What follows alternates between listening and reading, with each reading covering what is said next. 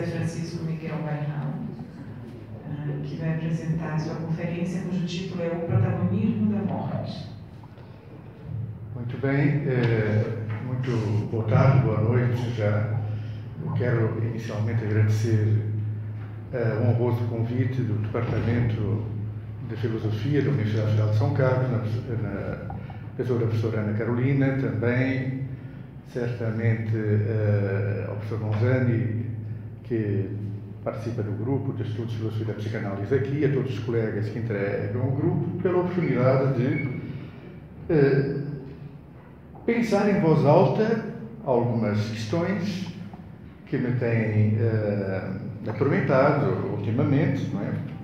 E que, na realidade, será um desprazer, eventualmente, compartilhar com colegas que eu reencontro regularmente, como a Sueli e outros aqui presentes, membros do GT, que têm participado, de certa maneira, ou sido pretexto para certas reflexões. Não é? Então, na realidade, o meu tema, o título provisório que ficou definitivo, é o protagonismo da morte. Não é? Eu começaria inicialmente dizendo assim, não se assustem, porque, em princípio, a morte não tem protagonismo nenhum. Não é? E se alguém quiser se matar, eu recomendaria que não tentasse fazê-lo por meio do arrependimento, porque se fosse possível morrer por meio do arrependimento, eu não estaria aqui falando desse tema nesse momento. Então, resumidamente, quer dizer, introduzindo o tema e passando para a exposição, eu gostaria de deixar claro que se trata de um trabalho exploratório, inicial, sobre algumas questões que se motivam em trabalhos até de uma certa pesquisa empírica também, não apenas filosóficos, não é? E sem uma grande preocupação com a história da psicanálise. Então não é um trabalho exatamente histórico. É um trabalho talvez exploratório na direção de refletir a questão da morte na teoria psicanalítica, por assim dizer, não é? E que certamente terá outros desdobramentos. Na realidade, esse trabalho, se a morte me permitir, não é? Deveria ser apresentado daqui a 5 anos, talvez, porque, além do princípio do prazer, ainda faltam 5 anos para o centenário, mas eu me permiti a liberdade poética de pegar esse assunto a pretexto da homenagem à metapsicologia. Não é?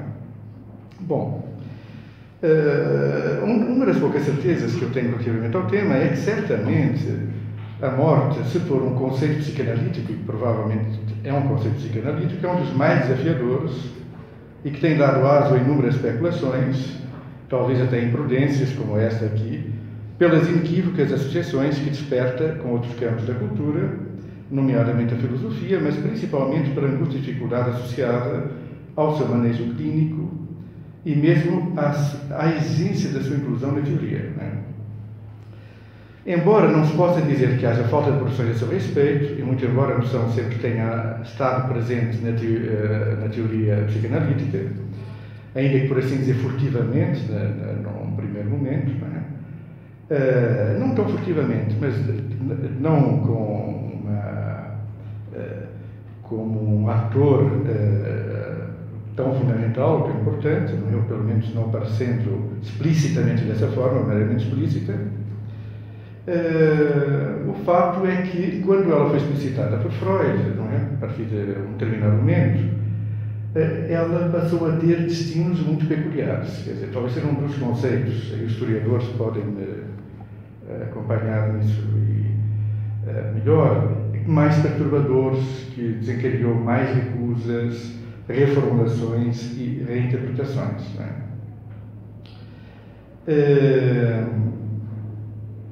A minha ideia é começar a pensar sobre esses efeitos. O protagonismo da morte, então não é propriamente a morte como protagonista, mas sim como é que esse conceito foi recebido, os impactos que ele teve, não é?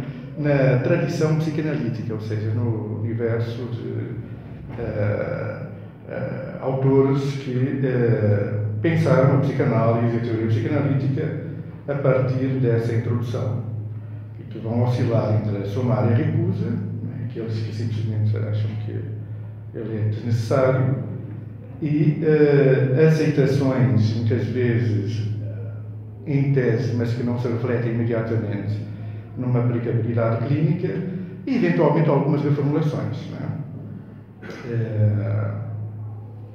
Então, a minha esperança é que o engenho desses psicanalistas, não é, e a astúcia do real subjacente ao tema possam sussurrar pontos de relevância do tema em pauta, ou seja, um pouco a ideia de que aquilo que se repetir e o que se transformar pode estar indicando pistas para se refletir agora, já décadas depois da introdução da noção de pulsão de morte, que configurações teóricas e que aplicações essa noção pode ter. Não é? Muito bem.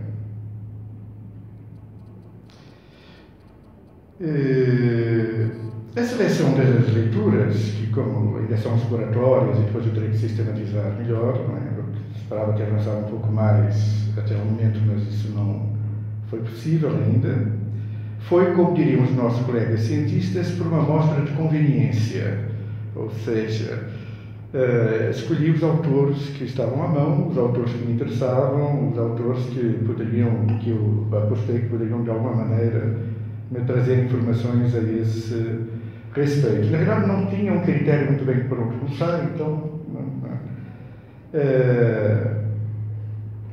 o meu recorte prendeu-se especialmente à teoria psicanalítica e não a comentários sobre ela, se é que é possível estabelecer essa diferenciação com clareza. Não é? É fato que essa noção ela é transversal com outros campos do saber, com a literatura, inclusive com a filosofia, e portanto sempre é possível fazer alguns paralelos. Mas eu tentei me ater, na medida possível, àquelas referências que tenham sido elaboradas por psicanalistas clínicos, teóricos e psicanalistas clínicos. Não é? Por uma razão muito simples, porque são regimes discursivos diferentes. Quer dizer, acho que é fundamental na clínica exatamente encarar os conceitos psicanalíticos como meios para produzir determinados efeitos ou encontrar determinados resultados. Então, a ideia de criar um sistema de pensamento que os explique, que os organize, não é a primeira prioridade. Eu não tinha nenhuma pretensão de, com a morte, obter isso. É muito importante notar o seguinte: eu não estou falando de morte e pulsão de morte mais ou menos como se fossem a mesma coisa. Não são a mesma coisa, mas não estou interessado neste momento em estabelecer distinções. Não é? Na realidade, se há resistências ao conceito de morte em psicanálise, não é? Ao uso da morte como conceito, elas são ainda maiores, me parece, à pulsão de morte. Então, alguns autores contemporâneos vão falar em morte, por isso simplesmente, e deixam a pulsão para lá. Não é? Então, essa indefinição ela é intencional. Não é? Bom, para introduzirmos o tema, um modo de nos prevenirmos dos riscos de tamponar muito rapidamente, preencher de sentido a morte e evitar essa tensão, essa secreção que me parece que é necessária para lidar com ela em termos clínicos, é conveniente nos deixarmos guiar por uma epistemologia da psicanálise rigorosa. Eu encontro também, como a colega que me antecedeu, Carlota, um bom guia aí no livro do professor Monzani, Freud, Movimentos de um Pensamento, que resume, faz um apanhado e examina com bastante finura as questões levantadas pela questão da morte. Não é? Então, Monzani, não é, que aqui presente, não é, que de certa maneira é um grande inspirador dos trabalhos desse colóquio, não é, e da filosofia da psicanálise em geral entre nós, argumenta que a ideia de uma tendência à inexcitabilidade total e absoluta era um dos ordenadores fundamentais da rede teórica elaborada por Freud, que atravessa toda a sua obra de um extremo ao outro. Citando, não é? O que faltaria até 1920 seria denominá-lo, porém, destaque como um dos ordenadores da metapsicologia mais fundamentais. o que ocorreria com a publicação do Além do Princípio do Prazer. No entanto, essa nomeação, ainda que se admitindo que a morte está desde o começo, não é? Ela não deixa as coisas na mesma, quer dizer, ela tem consequências. Uma das consequências é que quando a potência da morte é reconhecida explicitamente, o que é ressaltado é a vida. Quer dizer, quando, enfim, essa imitação radical é desvelada, essa citação irresistível para o vazio, para a não citação absoluta, quando ela é nomeada, nesse instante, um outro polo adquirirá uma força inusitada, a vida. Portanto, mais remotamente ainda, na teoria psicanalítica, o que se explicita como pulsão de morte estaria logicamente ancorado, se não prefigurado de certa maneira, na concepção freudiana de prazer, como foi apontado pela Carlota, não é? Tem uma finalidade essencialmente mortuária. Não é? Então, em síntese, a pulsão de morte ela se situaria na própria raiz do inconsciente, estaria na raiz pulsional, seria o mais pulsional da pulsão. O que visava Freud nos seus textos mais teóricos sobre a pulsão de morte era uma pulsão como que no seu estado bruto. E aqui gostaria de sublinhar uma pulsão no seu estado bruto, uma pulsão sem representação fixa de alvo nem de objetivo, uma espécie de força cega autodestruidora. Bom, pensada desta forma, a pulsão de morte ela não remeteria à vida psíquica, estaria além do psíquico e apenas indiretamente produziria efeitos nessa esfera. O mesmo Monzani sublinha que Freud aloja a pulsão de morte no coração do Goethe, corta isso muito bem, não é? Portanto, a ideia de morte, sendo essencialmente negativa, não vir, não viver, não tem possibilidade de se inscrever no inconsciente. A pulsão de morte seria o representável por excelência, na medida em que a condição de irrepresentabilidade se conceba como necessariamente constituinte do substrato e da extensão que se entenda como psíquico, a pulsão de morte não integra a vida anímica, situando-se aquém dela. Não obstante, lá produzir seus efeitos. Efeitos esses nem sempre claramente discerníveis ou destacáveis nos processos psíquicos complexos e multideterminados. Então, o que se vai encontrar na experiência psíquica, quando se refere à morte, é ela misturada, combinada com a vida. Isso é o mais comum. Não é? Bom, temos aqui uma desvantagem e uma possível vantagem. A desvantagem é que, como ficou muito claro nas explanações que me antecederam, nas conferências que me antecederam, se há uma coisa que Freud faz muito bem é expor uma teoria do psíquico, quer dizer, há uma magnífica construção de uma proposta de psicologia que, a meu ver, é não apenas clássica e, portanto, está fora do tempo, como também é inultrapassada. Não sei se é inultrapassável, mas até hoje nenhuma outra psicologia a ultrapassou, não é? Então, essa é certamente uma desvantagem da noção de morte entendida dessa maneira, porque ela está fora desse registro do psíquico. Ela é anterior ou ela se exclui, não é? Por outro lado, o facto de a morte se situar na base anterior, subjacente ao psíquico, pode ter uma vantagem também, não é? Qual seria a vantagem? Ela permitiria lidar com o morto, não tanto na sua dimensão representativa, objetiva, documental, histórica, com a cripta da morte, digamos assim, ou seja, com os monumentos funerários, mas com a sua radicalidade, por assim dizer, permitindo o paradoxo, com a sua alma ainda viva e articulada correlativamente a estruturas significantes. Né? É nessa direção que eu penso que, inclusive, ela permitiria ampliar o dispositivo analítico ao social e transgeracional de uma maneira clara e coerente, fazendo avançar a produção da psicanalítica numa direção contrária ao que se poderia chamar, o que eu tenderia a chamar, de tanatofobia. As fobias hoje estão na moda, não é? Tem eurofobia, lipidofobia, tem um monte de islamofobia, não é? Homofobia. Então, mais uma, tanatofobia, vamos lá. Então, essa é uma característica aparentemente óbvia, mas talvez não tão óbvia, mesmo no universo psicanalítico. Quer dizer, a morte é algo relativamente ao que é inútil ter medo, né? Mas as pessoas têm medo. É um medo completamente inútil ter medo da morte, mas as pessoas têm medo da morte e isso se traduz muitas vezes na teoria com bastante cautela, né? Bom, mais recentemente, quem vai pensar bastante essa questão, e eu terei que aprofundar isso, é o André Green, né? Que se dedicou em diversos momentos da sua obra a refletir a pulsão de morte, né? E vai entendê-la basicamente como um desinvestimento desobjetalizante. A pulsão de morte, mais precisamente, é um desinvestimento e um desinvestimento desobjetalizante. Bom, também não há muita novidade nisso, mas me parece uma formulação feliz, né? A pulsão de morte estaria menos ligada à agressão do que à inexistência. Então, essa temática do nada, não é? Segundo ele, morte e pulsão de morte são diferentes. Aqui começam a aparecer umas esquisitices nessa posteridade pós-freudiana, não é?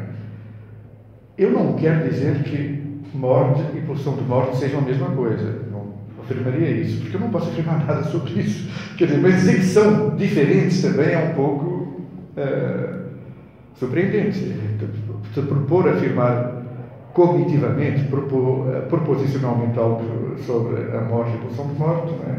E não sei se é tão fácil dizer isso. O argumento do Green é interessante. Ele vai dizer que a pulsão de morte é um construto psicológico e a morte é um fato empírico, né? E ele diz mais ou menos o seguinte: bom, eu posso constatar a morte por meio de um eletroencefalograma, mediante o exame de eletroencefalograma, né? Bom, isto para mim é estranho, né? E aí começa o meu arrependimento de propor a falar desse tema. Porque para mim o eletroencefalograma, ele não constata absolutamente morte nenhuma. Ele constata um cadáver, né? A morte é outra coisa, né? Talvez cadáver é uma coisa, morte é outra, né? Então essa confusão entre morte e cadáver me parece um pouco complicada. Mais ainda por ser um eletroencefalograma. Quer dizer, que é uma concepção muito atrelada a essa ontologia neurocientífica ou metafísica neurocientífica que nós vivemos, que vai definir a vida como sendo um sistema nervoso, né? Então você pode abortar se ainda não existirem células nervosas e pode arrancar os órgãos do corpo da pessoa que está respirando se já existir morte cerebral. Então, empiricamente ou metafisicamente, não sei, esclareçam os colegas, não é? A vida está identificada com o sistema nervoso. Essa é uma concepção muito peculiar, muito contemporânea, não sei exatamente quando começou e também não sei quando vai acabar, mas sei que ela não vai durar para sempre, né? Então, em princípio, me parece que não procede comprovar a morte por meio de um eletroencefalograma, né? Pelo contrário, a constatação da inexorabilidade da morte não parece ser uma conquista fácil nem precoce na vida de qualquer um, e, pelo contrário, me parece ser um demarcador de uma condição humana madura. O que mais existem por aí, e acho que os clínicos concorrerão comigo, é pessoas que não sabem que vão morrer. Muitos, inclusive, tentam se matar, não é? Tentam apressar, tal, porque não, acham que são vampiros ou qualquer coisa que o valha e que precisam apressar a sua própria morte. Os consultórios estão cheios de suicidas e tentativas de morte, mais ou menos fracassadas, etc. Então, não é verdade que a morte seja um facto, e me parece muito pelo contrário, tanto no desenvolvimento psíquico individual, como no desenvolvimento da própria cultura e na condição humana, o estatuto da mortalidade não é tão óbvio assim, né? Num determinado momento, também, eu propus, até aqui na Federal de São Carlos, há alguns anos atrás, para pensar essa questão polêmica de Todd e Tabu, que afinal de contas é universal ou não em Todd e Tabu, que talvez fosse interessante inverter um exercício, uma provocação, inverter a relação entre pai morto e a morte entendida como pai. Porque se há uma coisa que é universal é a morte, exatamente. Não é? Tive a oportunidade de discutir com um colega antropólogo, não é? E no primeiro momento ele falou: não, tudo na cultura é relativo, o relativismo cultural é enorme, não tem nada universal, e a morte, a questão funerária. Ele parou, não, é tudo relativo, não, a morte Os monumentos funerários temos de pensar que isso não tem originalidade nenhuma. Isto está no próprio Lacan e tal. E entre antropólogos também, alguns clássicos de antropologia. Mas me parece que isso poderia ser mais explorado. Mais explorado. A figura do pai morto, poderíamos talvez trocar, inverter a relação entre pai, morto, e trocar o substantivo pelo adjetivo e colocar a morte no lugar do pai. Aí garantiríamos certamente uma universalidade muito grande. Não é? E esse momento de constituição da cultura, da civilização, portanto, se esse argumento proceder, está associado, portanto, à introdução da morte, ao registro, entre aspas, da morte na própria cultura. Não é? Se é um pai, se são dois, se são todos os pais. Não é?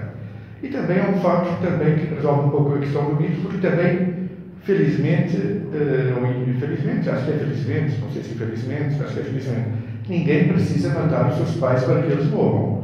Se você não faça nada, eles morrem. Então não precisaria uma horda primitiva matar um pai e tal. Basta deixar o tempo passar, que em princípio os pais morrem e você pode construir uma história, uma narrativa mítica em cima disso. Né? Muito bem. Então, relativamente a este ponto aqui,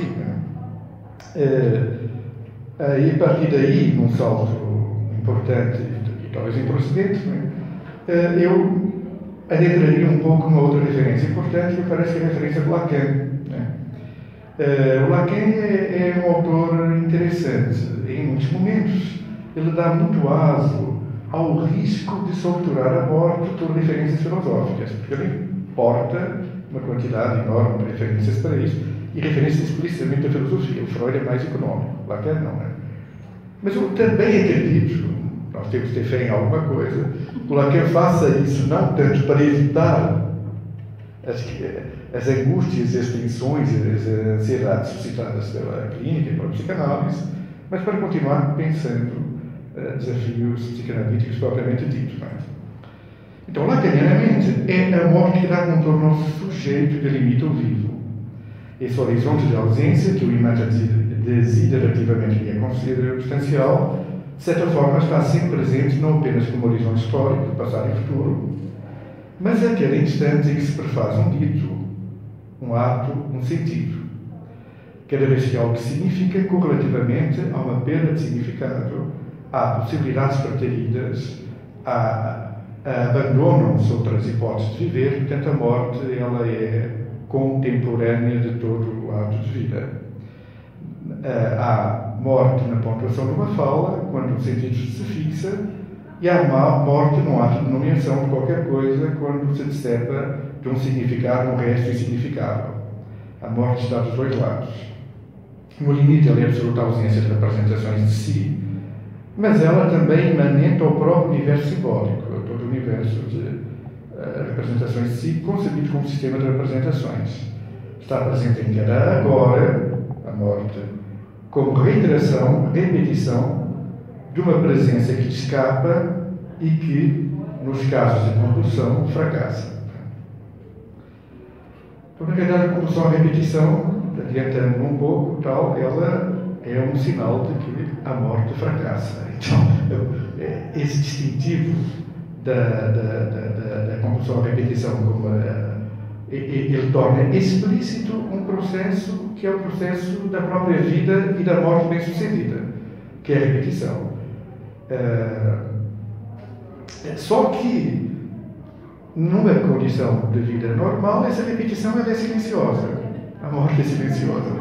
Então, nós não nos damos conta de que em cada agora há uma presença que parece eterna e é eterna no instante em que ela se materializa.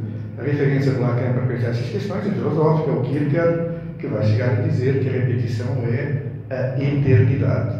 Eternidade eu estou interpretando assim, da seguinte forma: aquilo que se repete e que traz uma vivência de realidade, de ser, não é, vem acompanhado de uma vivência, de uma duração, de um dado, entre aspas, eterno, de um dado desde sempre. Mas na realidade é uma repetição. Bom. Lacanianamente ainda, o sujeito é sempre em falta. desejo. Então, a condição que caracteriza o sujeito é exatamente uma certa ontologia negativa, mas sem nenhuma maior conotação filosófica. É sujeito, está sujeito numa condição de estado desprovido de ser. É isso que se chama de desejo. Não é? Nesta medida, o próprio sujeito comportaria em si mesmo nada. Não é? Comportaria em si mesmo a condição de não ser. Não é? Obviamente, essa concepção de morte mais lacaniana, psicanalítica mais lacaniana, que vai associar a morte a todo o processo simbólico e também à função paterna, obviamente, num certo sentido simbólico da cultura, do ponto de vista lacaniano, são vestígios funerários, são metonímias da morte, não é? Esta morte, com esta amplitude, não coincide com os empregos da noção em Freud. Estou totalmente consciente disso, não é? E também é certo que o argumento lacaniano parece distante de Freud nas suas digressões a respeito de entropia, de pronome animado, etc., que o Lacan conhece e debate. Mas o ponto que vai uni-los, me parece, é o entendimento da pulsão de morte como vontade de destruição. E aí eu cito Lacan, efetivamente é exigível que nesse ponto de pensamento de Freud o que está em questão seja articulado como pulsão de destruição, uma vez que ela põe em causa tudo o que existe, mas é igualmente vontade de criação, a partir de nada, vontade de recomeçar. Bom, na trilha aberta por este tipo de formações, sobre essa dicotomia ciclotímica entre nada e criação a partir do nada, há uma série de autores que vão retomar este tema da destruição-criação, e muitos deles já situando no campo da filosofia ou amparados fortemente pela filosofia. Fidelidade parece ser um deles, que vale a pena explorar depois mais, não é? E vai, por exemplo, apontar que por trás de um suicídio poderia haver uma busca de regeneração de si, de encarnar em outra vida, talvez o desejo lacaniano de outra coisa, o desejo de matar uma representação de si para poder renascer em outra. E eu me perguntaria, mas neste caso, esta pulsionalidade e a sua destrutividade mereceriam ser afetadas à morte ou ainda canestramente referidas a uma movência de vida?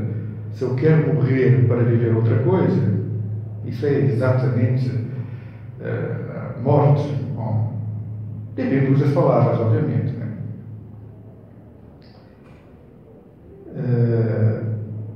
A pergunta é mais radical. Seria realmente a destrutividade uma marca primordial da morte ou apenas um traço da sua, por assim dizer, esterilização fenoménica?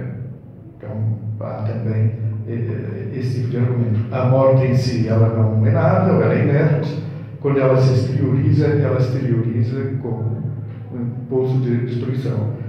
Mas aí temos um outro desafio que vale a pena refletir, me parece. Né? Essa destruição, ela provém de uma atividade autónoma da morte ou ela pega carona nas pulsões de vida? Então, essa questão esse é outro ponto. Parece que em um outro momento, historiadores, especialistas em Freud podem auxiliar nisso melhor, depois eu trago isso. Freud tenta propor uma espécie de antilibido. Fala de uma energia da pulsão de morte que não seria da própria libido, não é? Talvez por uma figura de linguagem, não é? Alguém que vai se contrapor a isso é o próprio Laplace, não é? Que vai dizer que vai negar haver uma energia específica da pulsão de morte, independente da libido, não é? Portanto, este parece ser um ponto em aberto, pelo menos para mim está em aberto. Há duas energias psíquicas, por assim dizer, não é? Uma seria a libido e a outra das pulsões de morte. Ora, me parece que o problema pode ser melhor formulado da seguinte forma: Energia psíquica só pode ser a libido porque a morte está fora do psíquico, obviamente. Né? Então, se existir alguma energia da morte, alguma atividade da morte, nós não temos uma representação direta dela, apenas indireta, seria um pouco contrassenso poder nomeá-la. Né? Pelo menos na acepção da cidadania psíquica freudiana, né? Acho que a partir do momento que se assume que a morte e a pulsão de morte são infrapsíquicas, fica difícil depois falar num registro psíquico da morte. Né? Ainda que houvesse uma atividade de destrutividade, ela poderia se fazer presente no símbolo, ser simbolizável, existir na construção de destino, mas ela estaria sempre à revelia da representação. Ora, se isto for verdade, aqui entramos numa outra encruzilhada. O que é essa atividade que pode se associar ao simbólico, à representação, mas que não é representada, ou que não é redutível a uma representação? Essa atividade, pelo menos numa perspectiva lacaniana, é nada mais, nada menos, sem dúvida, a pulsão, mas é também o sujeito. O sujeito é aquilo que não se pode representar, mas que se faz representar para as representações, mas em si mesmo é uma atividade extrínseca ao universo psíquico e representativo. Bom,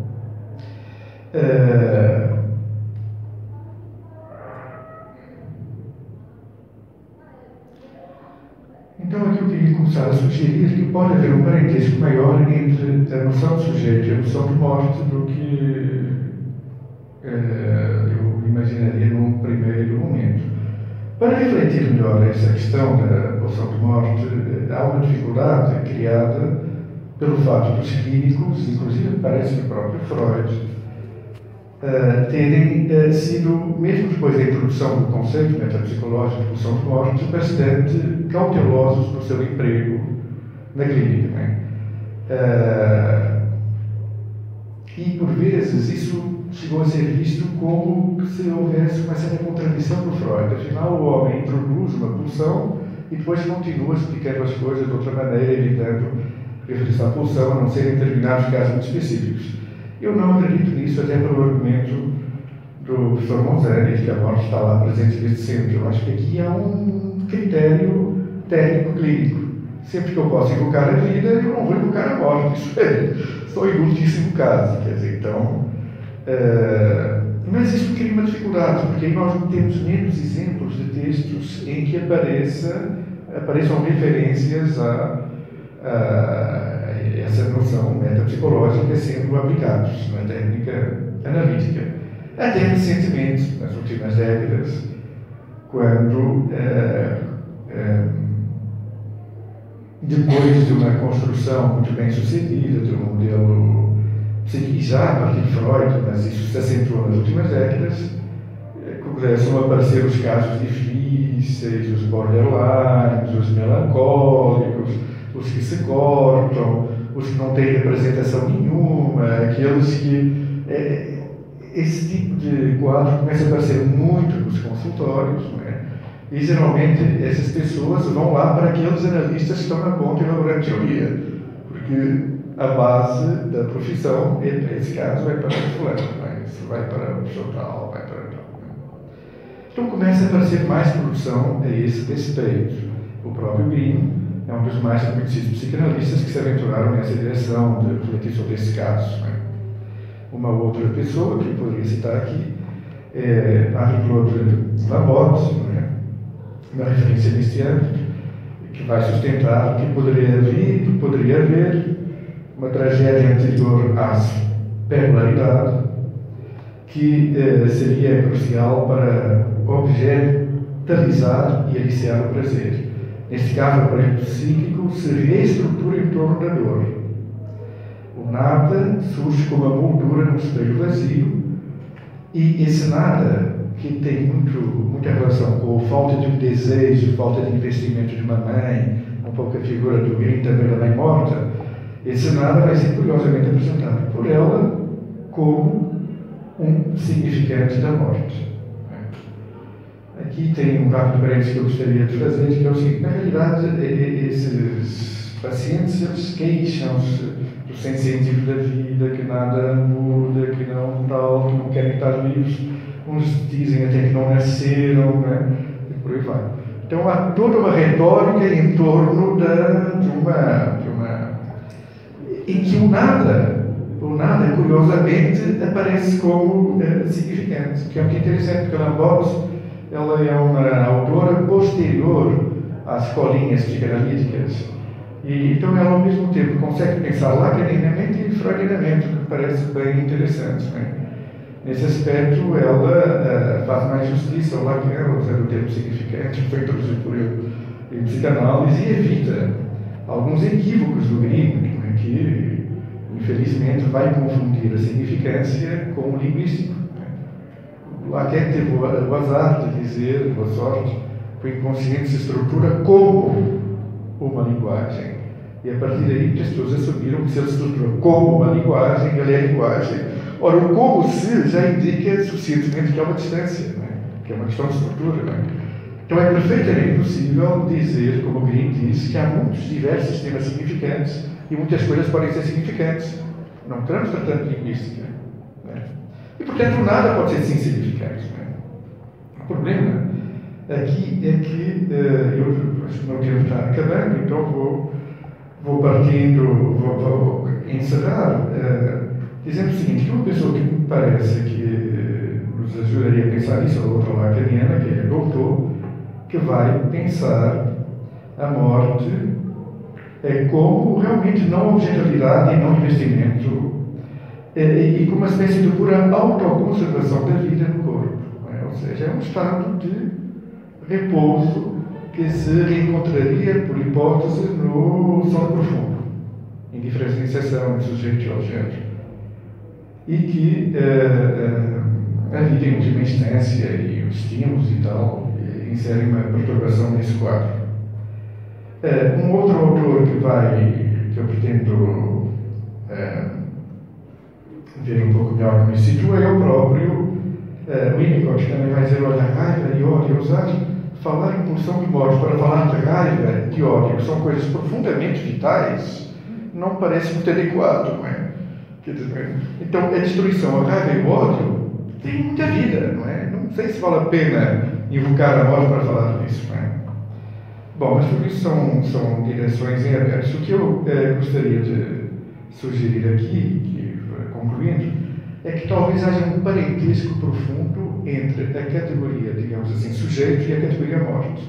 Ou seja, que talvez a não substância do sujeito seja a própria morte, e que talvez fosse interessante inverter a relação figura-fundo quando se pensa aparelho psíquico, prazer, sujeito, e assumir radicalmente que existe um estatuto originário do sujeito que seria equivalente ao estado de morto e que, perturbado pela vida, depois reage tentando recuperar a sua paz natural, mas aí a destrutividade lhe é atribuída, aí é um mau jeito que talvez a teoria tivesse que repensar.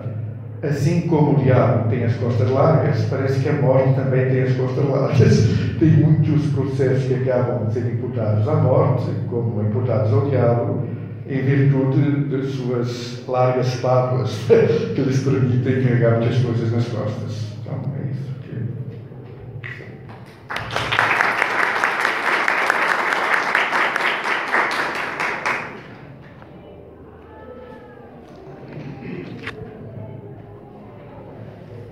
Obrigada, Miguel. Eu já vou trazer um primeiro questionamento a partir do que você apresentou. Bom, você diz claramente que você faz de forma intencional, a indefinição entre morte e pulsão de morte. O que eu ia te perguntar, de alguma maneira, é qual para mim é mais fácil começar desse modo. Para mim é mais fácil pensar a morte de fato, né, como um fato. Então a gente estaria numa tradição freudiana pensando na questão da irrepresentabilidade, algo com o qual o pensamento tem que lidar, que ele não consegue se apropriar, né? Uma apropriação lógica que sempre escapa, que que o Freud vai trabalhar pela via dos juízos também. Então, assim, ia nessa direção, no meu pensamento. E a pulsão de morte claramente conceitual, que eu diria que o caráter conceitual está mais para a pulsão do que para a morte, então seria a pulsão de morte. Então, a minha primeira pergunta seria assim, qual o ganho ou qual a necessidade de produzir essa indefinição para o argumento que você traz? Essa é uma primeira. Aí tem a segunda, que está acoplada a essa, porque você traz no seu texto, que é justamente a dimensão clínica. E aí eu fico me perguntando se não é justo a experiência clínica que nos permite diferenciar o que é a morte, que acaba não se deixando dizer, do que é a pulsão de morte, que insiste todo o tempo na queixa do paciente frente às suas vivências.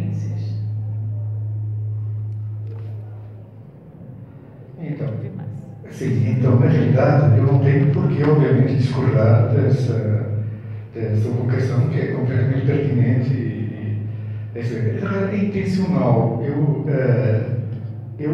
Porque alguns autores têm muita dificuldade em lidar com a noção de pulsão de morte. Então, há alguns rurais, lá remotamente, que simplesmente, tchau, fui, fiquei com o primeiro Freud. Essa história de pulsão de morte não me interessa e tal. E há outros que até a própria Lambotte, por exemplo, ela fala em morte, mas em momento de uma impulsão de morte. Então há mais resistências à noção de uma pulsão de morte do que... Eu tenho a impressão, talvez, pelo seguinte, mas isso aí, eu até ia falar sobre isso, e agora você provocou, agora pôs agora no pescoço. Né? Talvez, quando se fala em impulsão, talvez pulsão seja pulsão. E morte e vida, dois regimes diferentes dessa pulsão acontecer. Então mantemos o dualismo, mas não sei se um dualismo tão ontológico assim. Mas aí os freudianos, sei que vão arrancar. Mas poderia ser uma maneira de pensar, porque se a morte não tem registro, em última instância, ela é não investimento e não articulação com o objeto, ela é quase anterior ao estatuto do sujeito. Essas manifestações clínicas da pulsão de morte, a morte está presente, mas elas são manifestações de vida. Né? Aliás, quem teve a oportunidade... Oi? Né? Pela via da destrutividade, que você fala. Pela via da destrutividade, né? Porque sobre isso eu tenho registro. Aliás, as pessoas, elas estão cansadas da vida, mas não se cansam de falar cansadas sobre a vida. Você é clínica, você sabe disso, né? Então há um apego muito grande a uma construção de uma narrativa, Isso é pulsão de morte. Há morte aí, sem dúvida, não é? Mas é uma movência da condição narrativa, motora, existencial dessas pessoas. Então acho que aí teríamos que usar um bisturi conceitual para separar um pouco melhor o que seria vida e morte. É só por isso. Mas é um recurso, é uma estratégia para permitir que essas coisas sejam pensadas de maneira... Se eu assumir imediatamente que morte é um fato e pulsão de morte é um conceito psicológico, eu me atrapalho. Eu não consigo pensar de uma maneira mais aberta essas questões. Então, um recurso de pesquisa, digamos assim.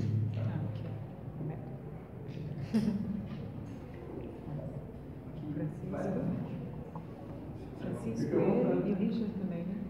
Em que ordem? Eu tinha visto primeiro o Francisco, mas pode ser você. Bem, então, você mencionou os antropólogos. Tem um antropólogo, Marshall Sapiens, que diz que academicamente a gente tem apenas duas certezas. A primeira é que nós estaremos mortos, e a segunda é que estaremos errados. Ela fala, é uma brincadeira, mas isso levanta alguns aspectos, inclusive dentro do próprio Freud, da morte considerada como crença, como objeto de crença, em detrimento da morte como fato, como experiência que talvez esteja mais próximo do conceito de pulsão de morte. Ainda antropologicamente falando, eu posso te dizer que existe uma bibliografia vastíssima sobre as considerações que culturas diferentes deram a esse tempo. E nisso eu poderia garantir para você que existem ameríndios por aí que duvidariam bastante da associação entre sujeito, no sentido, e morte. Mas aí, não sei até que ponto um estruturalismo karateca poderia derrubar isso com algum tipo de transformações aí. De qualquer modo, na própria psicanálise, o Freud chega a falar em morte fora das categorias de pulsões, em alguns textos que eu não explorei muito bem pessoalmente, mas que estão ali logo antes do começo da metapsicologia do segundo ano, e reaparecem em textos sobre fetichismo, quando ele fala da morte como uma espécie de crença inconsciente, no sentido de que as pessoas, no fundo, querem continuar crendo que viverão para sempre e não conseguem se desprender muito bem dessa experiência. Isso aparece no texto sobre a guerra, de 15, isso aparece no texto sobre o Heinrich, de 19, e volta a aparecer no texto sobre o fetichismo, quando ele menciona o caso de uma dupla de irmãos que havia, digamos assim, que sustentava duas crenças a respeito da morte do pai delas. Agora, uma coisa retomando a nossa questão mais diurna, né, sobre a categoria da é que, não sei, eu nunca pensei nisso assim.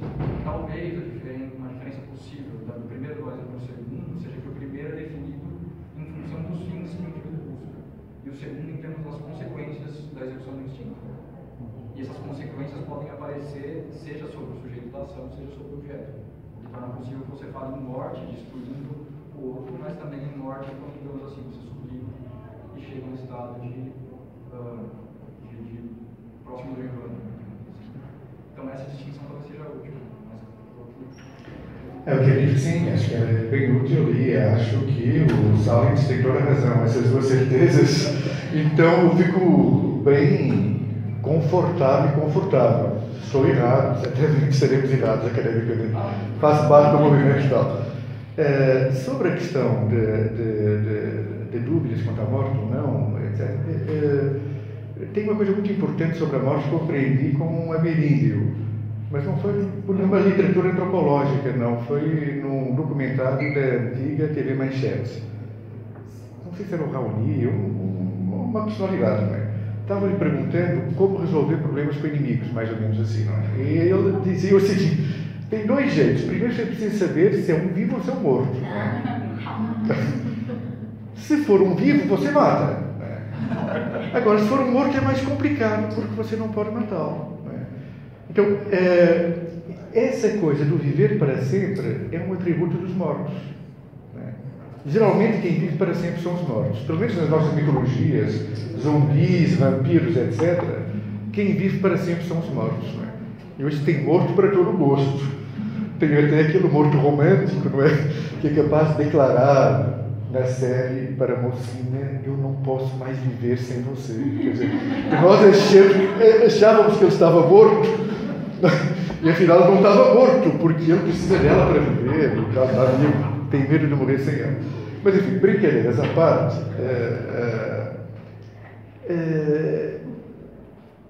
tem uma peculiaridade da construção teórica freudiana, que é exatamente o não registro da negação, da denegação. E isso pode se aplicar a sonhos, pode se aplicar a mitos, não é? Então, de certa maneira, dizer que a morte não existe, ou que os mortos vivem, ou que depois de mortos nós somos devorados e renascemos, seja lá o que for, não deixa de ser um processo mítico para refletir essa questão da morte. Aí eu marcaria duas questões que acho que não ficaram muito claras. Existe uma condição da morte que é absoluta, parece, aí eu me apoio mais no Lacan, que é a absoluta não representação de si. Bom, não há registro de si mesmo. E a outra condição, que é exatamente ligar ao universo da representação, ao universo simbólico. Ou seja, nós falamos em português, que é uma língua neolatina. Na realidade, nós estamos o tempo inteiro comportando vestígios, relíquias funerárias. A cultura é uma grande coleção de relíquias funerárias. E, nesse sentido, os mortos vivem como relíquias, de certa maneira. Acho que... Mas isso não é morte. Isso não é morte. A morte está com isso. Teve um texto que eu escrevi um tempo atrás, nós falamos com o morto. Mas o morto não é exatamente o sistema simbólico, não é? Sem a ausência, sem uma negatividade, não há comunicação nem civilização possível, nem... Então, ela é necessária, ela está presente, mas negativamente. Quer dizer, o que nós temos da operação são metonímias, são resquícios funerários. Então, eu iria com muita cautela quando eu não pegaria um mito, uma explicação sobre a inexistência da morte imediatamente, não é? E também não sou especialista e não sei exatamente quais ameríndios e tal, como é que... Mas aí, para mim, o que é importante, e aí eu já tenho que colocar a minha viola na caixa e ir embora, tratar se alguém me indicar uma única cultura que não simbolize de alguma maneira a morte, não tenha ritos funerários, aí acho que a psicanálise fica bem ameaçada, não é? Eu ofereci um pretexto para ela escapar, não é? Olha, não é o pai, não é o pai da ordem, é a morte. É isso que está sendo elaborado aqui, não é?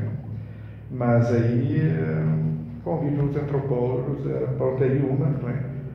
Que parece que não, pelo menos o que eu vi até agora, não tem como não se negar que essa morte é muito difícil. A perda de ancestrais, de familiares, é uma coisa muito alavancante, é muito marcante. Temos apenas 10 minutos, porque essa aula está reservada para uma outra atividade agora. Então, eu vou pedir que o Francisco e o Richard façam as perguntas, né?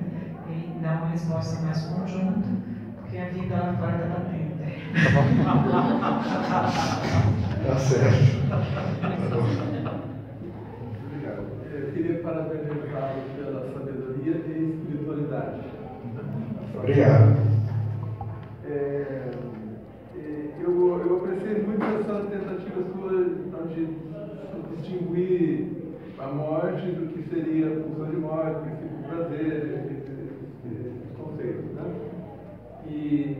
Então, lembrando que estamos trabalhando aqui com um evento que se propõe a refletir sobre metapsicologia, acho que convém a gente lembrar que Freud, em diferentes momentos, chamou esse tipo de coisa de mitologia, de uma prática convencional, especulativa, qualquer coisa assim, né?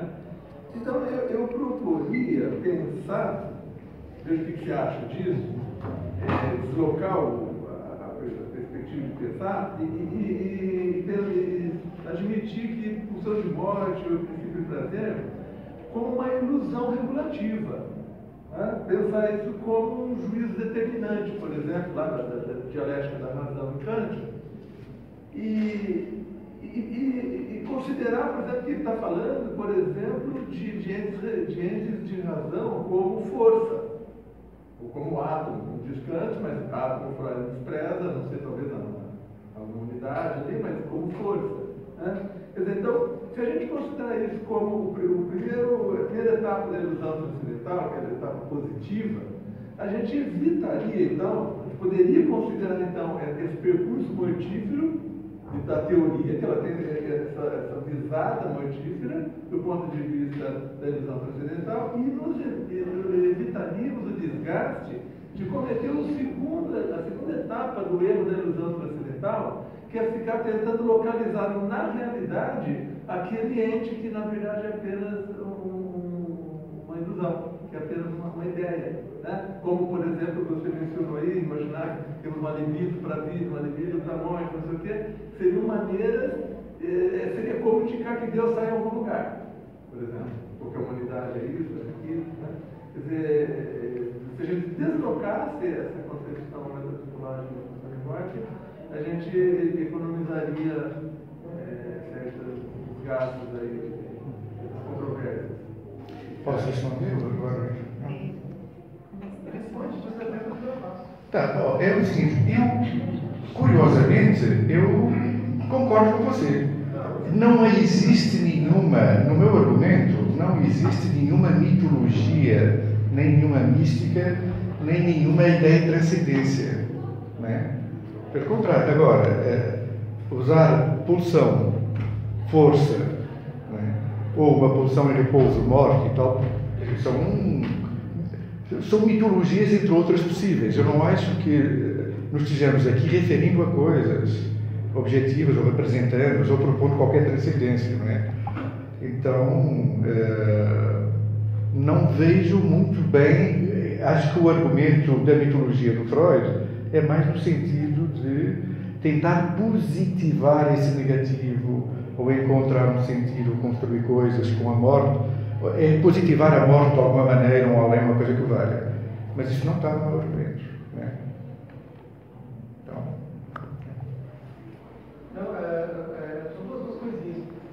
Uma você falou com muita cautela esse negócio de colocar o sujeito, a morte no lugar do sujeito, ou aproximar-se dos sujeitos. Se você, pelo bastante por referência lacaniano, no caso da referência lacaniana, isso parece muito claro. Muito claro que no esquema lacaniano, a morte é uma categoria central para pensar a questão do sujeito. Não tem nenhuma ambiguidade, Lacan faz isso, ele coloca a morte no lugar do sujeito.